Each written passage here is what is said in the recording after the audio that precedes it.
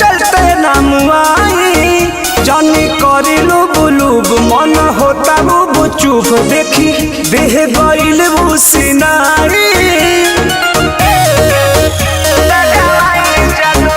हमके जगह चाही फाका पीछे बाटे बड़ी धाका सुनी भाड़ा के चलते नाम आई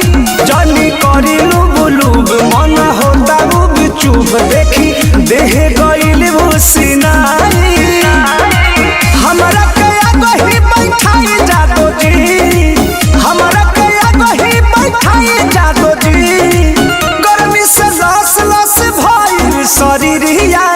टेम्पू में पंखा लगावाई जादो जी गर्मी से लस लस भइल शरीरिया टेम्पू में पंखा लगावाई जादो जी लगा लीजिए।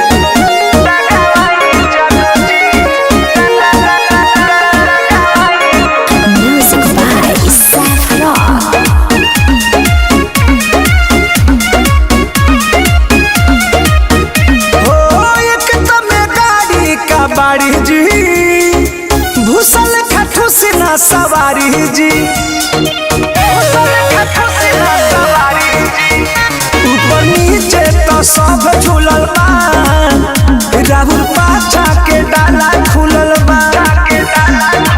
दोसर गाड़ी लोन पर उठाई जादो जी दोसर गाड़ी लोन पर उठाई जादो जी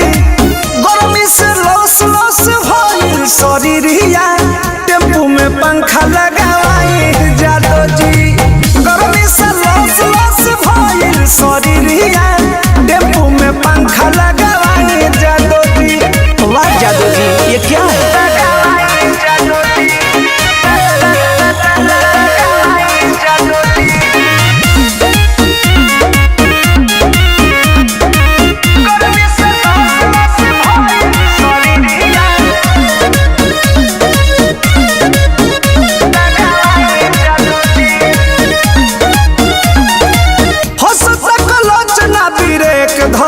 रोज रोज खाली राउर भाड़ा बढ़े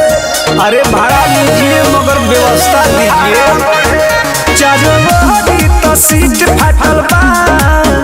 ऊपर छतरी पपेवन सटल बा परमत विशाल ना मुआई जादो जी सब सम्राट ना मुआई जादो जी गर्मी से लस लस भइल शरीरिया